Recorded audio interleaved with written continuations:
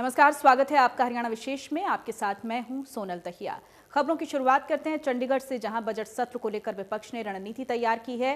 बैठक के बाद नेता विपक्ष भूपेंद्र हुड्डा ने प्रेस कॉन्फ्रेंस कर विपक्ष की रणनीति को लेकर जानकारी साझा की है। हुड्डा ने कहा कि सदन में किसानों का मुद्दा उठाया जाएगा। प्रदेश में विकास का काम ठप पड़ा हुआ है, उसको लेकर भी सरकार को घेरा जाएगा। हुड्डा ने निजी क्षेत्र में 75% रोजगार में आरक्षण वाले बिल को युवाओं के लिए धोखा बताया। उन्होंने सरकार से सवाल किया है कि प्रदेश की बिजली कंपनियों में कितने लोग हरियाणा के लगे हुए हैं। प्रदेश के कर्ज को लेकर भी हुड्डा ने प्रदेश सरकार पर निशाना साधा है।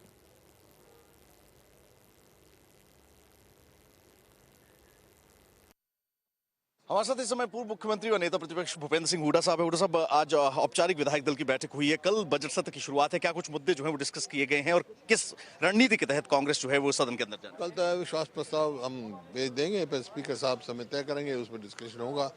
और बाकी मुद्दे हैं, कानून व्यवस्था है और आपकी बेरोजगारी है, जो स्कैम्स हो रहे हैं वो हैं, जो आपस में इनका वही नहीं है, मेल मिलाप ही नहीं है, किस प्रकार से सरकार चल रही है ऐसा प्रतीत होता सरकार है ही नहीं। तो इस तरह मुद्दे हैं। 16 तक का समय दिया गया है, कल से 16 मार्च तक जो है वो सेशन चलाने की बात की गई है। क्या इतना समय उचित है अविश्वास प्रस्ताव चर्चा? कल बीएसी मीटिंग आएगी, जब उसमें हम रखेंगे उसको। और समय चाहिएगा, ये समय काफी नहीं है। 75% आरक्षण को लेकर जो है वो धन्यवाद करने के लिए आज दुष्यंत चौटाला पहुंचे थे। कितना लाइबल समझते हैं इस? ये सबसे बड़ा धोखा हरियाणा के जो यूथ के साथ हुआ है कि एक तरफ कह रहे हैं 75% और डोमिसाइल 15 साल से घटा के 5 साल कर रहे हैं। इसका मतलब क्या है? तो हरियाणा के जो SC BC हैं उनका तो नंबर गया, उनको तो कहाँ मिलेगा? क्योंकि खास तौर पे जो हमारे SC हैं BC हैं उनका बड़ा भारी नुकसान हो जा रहा है। और ये एक किस्म से सगुफाई है, ये बड़ा भारी धोखा हरियाणा की जो विश्वास होगा। पूर्व मुख्यमंत्री और नेता प्रतिपक्ष भूपेंद्र सिंह हुड्डा है, जिनका ये कहना है कि कांग्रेस एक तय रणनीति के तहत तमाम मुद्दों को उठाने का काम जो है वो सदन में करेगी। इसी के साथ साथ 75% रोजगार को लेकर सीधे तौर पर भूपेंद्र सिंह हुड्डा की ओर से निशाना साधा गया है। उनका ये कहना है कि ये युवाओं के साथ धोखा है जो कि सरकार कर रही है। कैंपस नजराना के साथ विपिन परमार, इंडिया न्यूज, चंडीगढ़। और वहीं प्रदेश में निजी नौकरियों में 75% रोजगार बिल को मंजूरी देने के लिए डिप्टी सीएम दुष्यंत चौटाला ने राज्यपाल का आभार जताया। राज्यपाल से मुलाकात के बाद दुष्यंत चौटाला ने कहा है कि राज्यपाल ने प्रदेश के युवाओं के लिए ऐतिहासिक निर्णय लिया है। ऐतिहासिक निर्णय प्रदेश के युवाओं के लिए हरियाणा सरकार ने दिया, क्योंकि महामहिम ने अपना एसेंट उसके ऊपर दिया। आज हमने पर्सनली आकर उनका भी आभार प्रकट किया है, क्योंकि कल विधानसभा का सेशन शुरू हो रहा है, वहाँ तो उनका आभार हम प्रकट करेंगे। और सबसे इम्पोर्टेंट है क्योंकि उनने जिस विश्वास के साथ अपना एसेंट हमारे इस ऐतिहासिक कदम को दिया है, उसके लिए एक साथी हमारे संगठन का उनका आभारी है, हमारी सरकार का। चीज़ क्लैरिफाई कर दी कि हमारे संविधान के अंदर बड़ी क्लियरली ये मेंशन्ड है कि हम किसी भी डोमिसाइल पे, कास्ट पे, गवर्नमेंट की कोई भी जॉब को रिजर्व नहीं कर सकते। और इसीलिए ही जब प्रदेश में हम लॉ लेकर आए, और चाहे वो विधानसभा की कैंपेन में बात हो, तो हम 75% की बात करते थे, वो हर रोजगार के अंदर हिस्सेदारी की हम बात करते। होम मिनिस्टर इस पे जवाब दें तो बेहतर रहेगा। मैं किसी और के डिपार्टमेंट में इंटरवीन करूँ।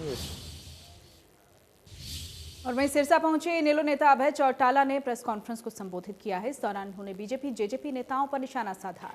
अभय चौटाला ने कहा है कि बीजेपी जेजेपी नेताओं को लोग गांव में नहीं घुसने दे रहे हैं। हरियाणा के युवाओं को नौकरियों में 75% आरक्षण के सवाल के जवाब में अभय चौटाला ने कहा कि हरियाणा में कोई नई इंडस्ट्री नहीं आई है और न ही रोजगार के संसाधन पैदा किए जा रहे हैं। ऐसे में युवाओं को नौकरियां कैसे मिलेंगी? वहीं डीजीपी विवाद पर अभय ने कहा कि गृह मंत्री अनिल विज सीएम को रोज चिट्ठी लिख रहे हैं, केवल मात्र दिखावा है। सलाह देते हुए अभय ने कहा कि अगर सरकार में उनकी नहीं चल रही है तो मंत्रिमंडल छोड़कर बाहर आ जाएं। अगर आंदोलन के लिए डिमांड बढ़ती है, वहाँ लोग अगर जाना चाहेंगे, और बहुत से लोग ऐसे हैं कि घर के 2 मेंबर हैं, कोई 1 मेंबर भी है, उसकी फसल पीछे से कौन कटाई करे? उसके लिए उसके सामने दिक्कत आती है। इसलिए मैंने ये बात कही है कि इस आंदोलन को मजबूत करने के लिए आप बॉर्डर पे जाओ, आपकी गेहूँ निकालना मेरी जिम्मेदारी है। नए रोजगार के साधन तो यहाँ है ही नहीं कोई, ना कोई नई इंडस्ट्री आ रही है हरियाणा में, क्योंकि हरियाणा में कानून व्यवस्था नाम की चीज़ ही नहीं है। किस तरह से होम मिनिस्टर और चीफ मिनिस्टर रोज एक दूसरे को चिट्ठियाँ लिखते हैं। मैं तो हैरान हूँ इस बात से कि विज साहब कंट्रोवर्सी खड़ी करते हैं, चिट्ठियाँ लिखते हैं। अगर जो विज की बात को कोई महत्व ही नहीं मिलता तो फिर ऐसे मंत्रिमंडल में रह करके विज रोज अपमानित क्यों हो रहे हैं? विज को अपमानित होने की बजाय अगर उसकी बात को कोई सुनने को तैयार नहीं है तो फिर रिजाइन करके बाहर आ जाना चाहिए सरकार से। फिर क्यों मंत्रिमंडल में बैठा है, क्या जरूरत है? नहीं तो हरियाणा में तो किसी गांव में जा ही नहीं सकते। बीजेपी नहीं, ये जेजेपी वाले भी असम जाएंगे, ये कलकत्ता चले जाएंगे अमित शाह को राजी करने के लिए, कोई असम चला जाएगा, लेकिन इनको यहाँ तो कुछ जगह ही नहीं ना। ये तो अपने घर में नहीं जा सकते, दूसरी जगह तो बहुत दूर है। सामाजिक कार्यक्रम में जाना या किसी के दुख में शामिल होना, उस पर भी बैन है इन लोगों। और वहीं केंद्रीय सड़क परिवहन मंत्री नितिन गडकरी गुरुग्राम पहुंचे हैं, जहां उन्होंने द्वारका एक्सप्रेसवे का जायजा लिया है। इस दौरान केंद्रीय राज्य मंत्री राव इंद्रजीत भी नितिन गडकरी के साथ रहे। केंद्रीय सड़क परिवहन और जहाज रानी मंत्री नितिन गडकरी ने दिल्ली गुरुग्राम के लोगों को मिलने वाले देश के पहले ग्रेड सेपरेटेड एक्सप्रेसवे का निरीक्षण किया। केंद्रीय मंत्री के इस दौरे के बाद उम्मीद जगी है कि 29 किलोमीटर लंबे एक्सप्रेसवे का काम जल्द पूरा हो जाएगा। निरीक्षण से पहले आयोजित कार्यक्रम में केंद्रीय मंत्री नितिन गडकरी ने मॉडल का अवलोकन किया। इस दौरान केंद्रीय राज्य मंत्री राव इंद्रजीत सिंह, दिल्ली के सांसद रमेश बिधूड़ी और गुरुग्राम से विधायक सुधीर सिंगला भी मौके पर मौजूद रहे। केएमपी हम देखने के लिए आए थे कि उसकी प्रोग्रेस रिपोर्ट जो है वो कितनी है। केएमपी जो है हमारे जो है वो लाइफ लाइन बन जाएगी थोड़े दिन के अंदर, और ये 8 लेवल की जो है वो बन रही है कई कई जगह पर। वो तो मैं तो समझता हूँ कि जब ये बन जाएगी तो मिराकल हो जाएगा, बहुत बढ़िया है। ट्रैफिक की समस्या से तो लगभग सारा निदान हो जाएगा। जो ट्रैफिक की समस्या जो गुड़गांव में बनी हुई थी ट्रकों की और बसों की, वो सारा का सारा केएमपी पे आ जाएगा, दिल्ली से कनेक्टिविटी अच्छी हो जाएगी। 29 किलोमीटर लंबे एक्सप्रेसवे का 19 किलोमीटर का क्षेत्र गुरुग्राम में और लगभग 10 किलोमीटर का क्षेत्र दिल्ली में स्थित है, जो ट्रैफिक को कंट्रोल कर लोगों को बड़ी राहत देगा। इस एक्सप्रेसवे की सबसे बड़ी खासियत यह है कि इसमें 4 लेवल बनाए गए हैं, जिसमें टनल, अंडरपास, सड़क, एलिवेटेड फ्लाईओवर और फ्लाईओवर के ऊपर फ्लाईओवर बनाए गए हैं। इस प्रोजेक्ट पर करीब 9,000 करोड़ का बजट तय किया गया था। गुरुग्राम से हनु सैनी, इंडिया न्यूज, हरियाणा। और चलिए अब आपको ग्राफिक्स के जरिए बताते हैं इस एक्सप्रेसवे की क्या विशेषताएं। देश का पहला एलिवेटेड अर्बन एक्सप्रेसवे ये बनने जा रहा है। तो दिल्ली गुरुग्राम को ये तोहफा, एक्सप्रेसवे में 4 लेवल होंगे। जो विशेषताएं हैं इस एक्सप्रेसवे की वो आपको हम बता रहे हैं। टनल, अंडरपास, सड़क, एलिवेटेड फ्लाईओवर और फ्लाईओवर के ऊपर फ्लाईओवर होगा। करीब 9,000 करोड़ का बजट इसके लिए तैयार किया गया है।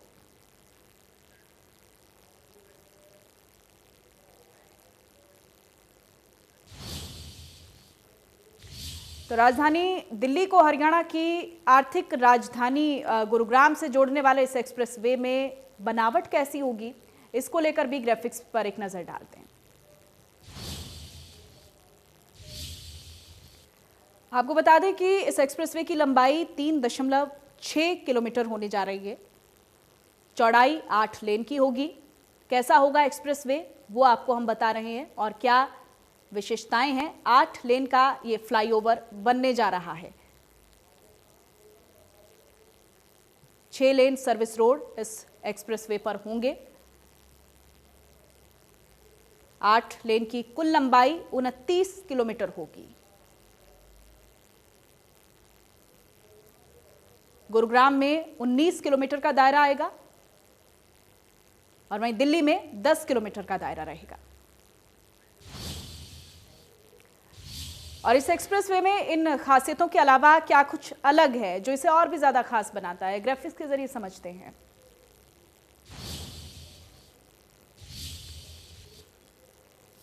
तो इसके साथ साथ और क्या है इस एक्सप्रेसवे में वो आपको हम बता दें। अंडरपास, फ्लाईओवर और सड़क रहेगा। प्रोजेक्ट इंटेलिजेंट ट्रांसपोर्ट से less full automatic toll system रहेगा। 12,000 पेड़ों का इसके लिए ट्रांसप्लांटेशन किया जा रहा है। तो अपने आप में आप देख सकते हैं कितनी खासियत इस एक्सप्रेसवे में रहने वाली है। और रुख करेंगे कुछ और खबरों का। कांग्रेस मीडिया प्रभारी रणदीप सुरजेवाला अपने एक बयान को लेकर सुर्खियों में हैं। खुरानिया पैलेस में सुरजेवाला किसान मजदूर सम्मेलन में किसानों को हरियाणवी में संबोधित कर रहे थे। इस दौरान उन्होंने कृषि कानूनों के नुकसान गिनवाते हुए अपशब्दों का इस्तेमाल किया। रणदीप सुरजेवाला को उनके बयान पर कैथल से बीजेपी विधायक लीलाराम गुर्जर ने भी नसीहत दी है।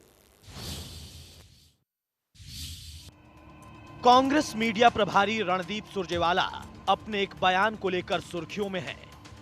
दरअसल कैथल में अंबाला रोड पर मौजूद खुरानिया पैलेस में सुरजेवाला किसान मजदूर सम्मेलन में किसानों को हरियाणवी में संबोधित कर रहे थे।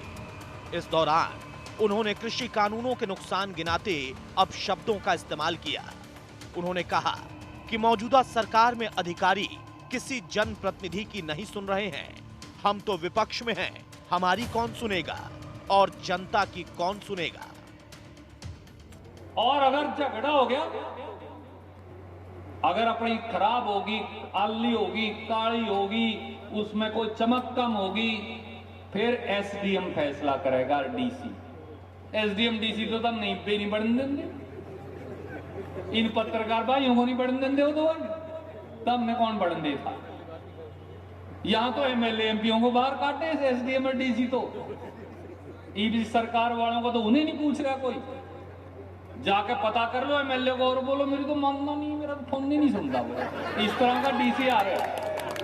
सही गलत है? गलत कहूं सही है?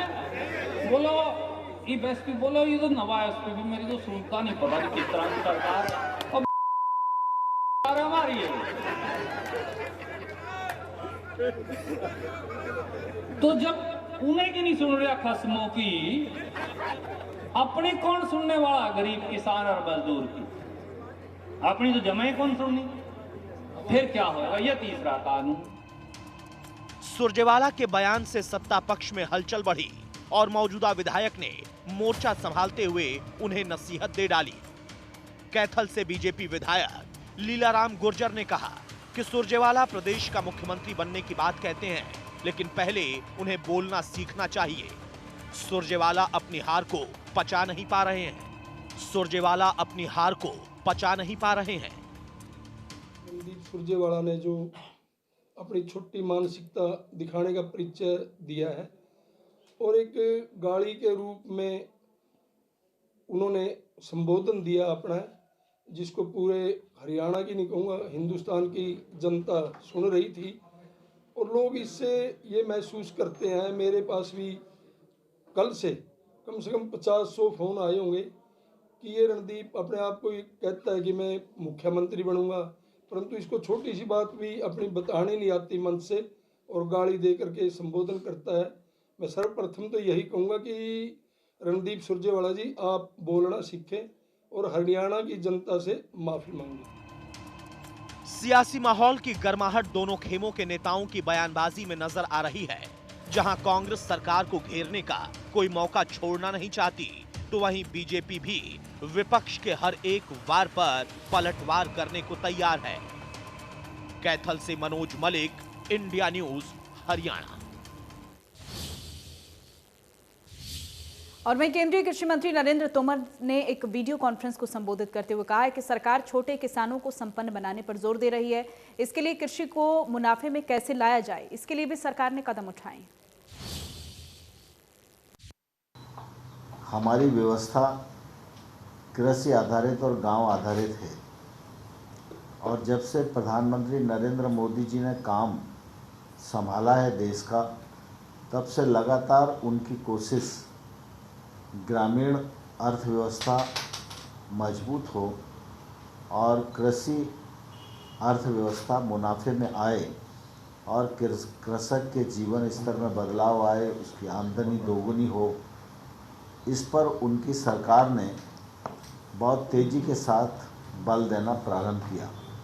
मेरे पूर्व संजय अग्रवाल जी, देवाशीष पांडे जी जब अपनी बात रख रहे थे तो उन्होंने भारत सरकार के बहुत सारे जो प्रयत्न हैं उनको आप सबके सामने रखा है, क्योंकि हम सब इस बात को भलीभांति जानते हैं कि जब तक गांव में पैसा नहीं होगा, जब तक गांव में रोजगार नहीं होगा, जब तक कृषि मुनाफे में नहीं होगी, तब तक आगे बढ़ने में हम हमेशा कठिनाई महसूस करते रहेंगे। कृषि के उपकरण का उपयोग कर सके, इसके लिए भी भारत सरकार की ओर से पूरा सहयोग दिया जा रहा है। और साथ ही साथ भारत सरकार ने अभी एक महत्वाकांक्षी कार्यक्रम हाथ में लिया है, वो है नए 10,000 FPO बनाने का। यदि FPO की परियोजना पर नाबार्ड काफ़ी पहले से काम कर रहा है और नाबार्ड ने बहुत ही सफलतापूर्वक FPO की परियोजना पर बल भी दिया और अपनी सहायक संस्थाओं के माध्यम से उनको क्रेडिट भी मुहैया कराया गया। लेकिन अब इस पूरे कार्यक्रम को हम एक अभियान के रूप में ले रहे हैं और इस अभियान पर लगभग 6,865 करोड़ रुपया भारत सरकार खर्च करने जा रही है। इससे निश्चित रूप से छोटे किसानों को बहुत फायदा। और वहीं 3 कृषि कानूनों के खिलाफ 99 दिनों से किसान आंदोलन जारी है। किसान आंदोलन को मजबूत करने में जुटे हैं किसान नेता राकेश टिकैत, जिन्होंने आंदोलन की आगे की रणनीति पर भी बात की है। इंडिया न्यूज के संवाददाता ने पूरी जानकारी उनसे ली है, सुनिएगा। देखते ही देखते 100 दिन का वक्त बीत चुका है। किसान आंदोलन 100 दिन तक पहुंच जाएगा। शायद ये तो किसान नेताओं ने नहीं सोचा था, लेकिन राकेश टिकैत जो उन्होंने कहा था कि लंबा चलेगा, अक्टूबर तक चलेगा। राकेश जी हमारे साथ मौजूद हैं। आपकी किसान पंचायतें हम लगातार देख रहे हैं, राजस्थान गए, तमाम जगह जा रहे हैं। क्या चल रहा है इस समय? पंचायत कहाँ कहाँ चल रही है? गांव तंग है, गांव के गांव पंचायत तुम्हारे। ये तो एक वैचारिक क्रांति है। इसमें व्यापारी भी है, इसमें ट्रांसपोर्टर भी है, इसमें स्टूडेंट भी है, सब लोग हैं इसमें। हाँ, 100 दिन पूरे हो गए, क्या कहेंगे? भाई 2 अंकों से 3 अंक में चला गया, ये ना हो गया 4 में चला जाए। इससे पहले ही से निपटा ले मामले को। हमने एक पंचायत में सुना कि आपने कहा है कि 2021 के एंड तक चलेगा ये आंदोलन। हाँ, लगे है सरकार का ऐसा ही कि सर्दी में जाकर निपटाओगी इसको। क्या कोई आपके आंकड़े कह रहे हैं, क्योंकि आप अंक ज्योतिष भी जानते हैं, तो कोई आपके आंकड़े कह रहे हैं इस तरह का कुछ? आंकड़े कह रहे हाँ। बात कैसे बनेगी? देखिए, मैं बार बार आपसे पूछता हूँ, फोन कॉल अवे, उन्होंने कहा कि एक फोन कॉल की दूरी पे है। आप कहते हैं कोई फोन आया नहीं, आपने कोई चिट्ठी लिखी नहीं, कोई आप बात नहीं कर रहे, वहां से कोई बात नहीं हो रही। 100 दिन बीत गए। देखिए बीत जाएंगे और बीत जाएंगे, 365 दिन भी तो बीत जाएंगे। 2021 का साल ही आंदोलन का साल है। इसमें आंदोलन करना चाहिए सब आदमी को।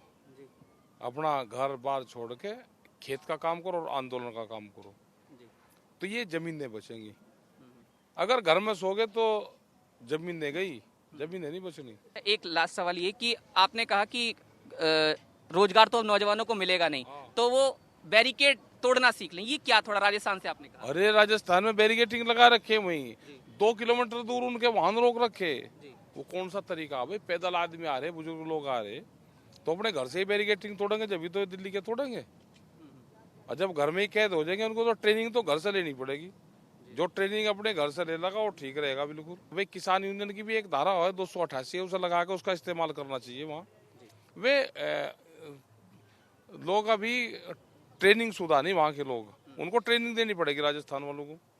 हाँ, दे रहे हैं ट्रेनिंग, कोई तैयारी ट्रेनिंग दे रहे हैं। धन्यवाद। तो राकेश टिकैत जी, आप सुन रहे थे 100 दिन पूरे होने के बाद क्या स्थिति है, आंदोलन किस गति में बढ़ रहा है, किस तरह से उन्होंने कहा कि जो नौजवान है अगर उनको अब नौकरी नहीं मिलेगी तो वो बैरिकेड तोड़ना सीख लें, इस बात की ट्रेनिंग की बात उन्होंने कही। तो कुल मिलाकर एक रोष, एक लगातार जो विरोध का सुर है किसानों की तरफ से बुलंद है। संयुक्त किसान मोर्चा और गाजीपुर बॉर्डर आपके सामने स्थिति 100 दिन होने पर। गाजियाबाद में कैमरामैन अविनाश शुक्ला के साथ जतिन गोस्वामी, इंडिया न्यूज। और वहीं गाजीपुर और सिंघू बॉर्डर के बाद किसान आंदोलन को लेकर दिल्ली का टीकरी बॉर्डर केंद्र में है, लेकिन कुछ दिनों से कम हो रही किसानों की तादाद फिर से बढ़ने लगी है। हर रोज किसानों की संख्या में इजाफा हो रहा है। यही वजह है कि किसानों की बढ़ती तादाद को देखकर किसान नेताओं ने यहां पर बैठने के लिए व्यवस्थाओं को जुटाना शुरू कर दिया है। किसान नेताओं ने जहां गद्दों का इंतजाम किया तो वहीं गर्मी से बचाव के लिए भी इंतजामात जारी हैं। किसान नेताओं का कहना यह है कि जल्द ही टीकरी बॉर्डर के धरना स्थल पर भी टेंट लगवाए जाएंगे।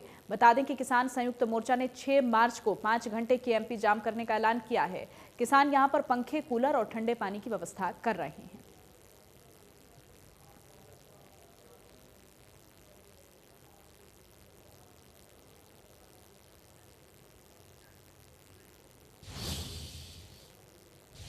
और अब बात करते हैं अंबाला की, जहां पर सेंट्रल जेल की 4 दीवारी में अब संगीत के तराने गूंजेंगे, क्योंकि सेंट्रल जेल में रेडियो ऑन है। जेल प्रशासन ने जेल के अंदर ही कैदियों के मनोरंजन के लिए व्यवस्था की है। अब कैदियों की फरमाइश पर कैदी संगीत बजाएंगे। रिपोर्ट देखिए। अंबाला की सेंट्रल जेल यूं तो कई मामलों को लेकर सुर्खियों में रहती है, लेकिन इस बार सेंट्रल जेल अपनी अनोखी पहल को लेकर सुर्खियां बटोर रही है। जेल में बंद कैदियों के आचरण में सुधार को लेकर प्रशासन ने जेल के अंदर रेडियो स्टेशन शुरू किया है, जिसका संचालन पूर्ण रूप से कैदी ही करेंगे। इसके लिए बकायदा जेल के 6 बंदियों को ट्रेनिंग दी गई है, जो अब जेल में बने रेडियो स्टेशन में रेडियो जॉकी की भूमिका निभा रहे हैं।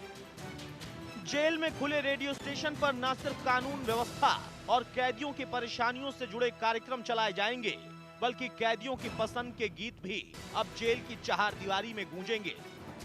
सेंट्रल जेल के अधीक्षक की माने तो प्रदेश के होम सेक्रेटरी ने जेल में रेडियो की शुरुआत की थी। उन्होंने बताया कि पानीपत और फरीदाबाद के बाद अंबाला सेंट्रल जेल प्रदेश की तीसरी ऐसी जेल है जिसमें रेडियो शुरू किया गया है। ऐसा है जी, 26 फरवरी को अपने जो माननीय होम सेक्रेटरी साहब हैं श्री राजीव अरोड़ा जी और हमारे डीजीपी श्री के सलवरा जी, उनके द्वारा जेल रेडियो अंबाला का उद्घाटन किया गया है। ये पहले जो प्रथम फेज़ था हमारा इसमें हरियाणा की प्रिजन्स में शुरू करने का, ये अंतिम पड़ाव था। पहले 3 जेलों में शुरू किया जाना था। पानीपत शुरू हो चुका है, फरीदाबाद हो चुका है, अब अंबाला है। तो अब इसको बाकी जेलों पे बिल्कुल इसी तरीके से बाकी जेलों में भी शुरू करने की योजना है। तो इसको बंदियों द्वारा ही चलाया जाता है जी, जिनको कि जैसे पहले बताया गया था कि 6 बंदियों को अंबाला को ट्रेनिंग दी गई थी। एसपी जेल के मुताबिक भविष्य में अन्य जेलों में भी इस प्रोजेक्ट को शुरू किया जाएगा। सेंट्रल जेल में दिन में 1 घंटे के लिए रेडियो चलाया जा रहा है। जेल में शुरू हुए रेडियो स्टेशन को लेकर बंदी भी काफी खुश नजर आ रहे हैं। अंबाला से अमन कपूर, इंडिया न्यूज, हरियाणा। और इसी के साथ हरियाणा विशेष में इतना ही। नमस्कार।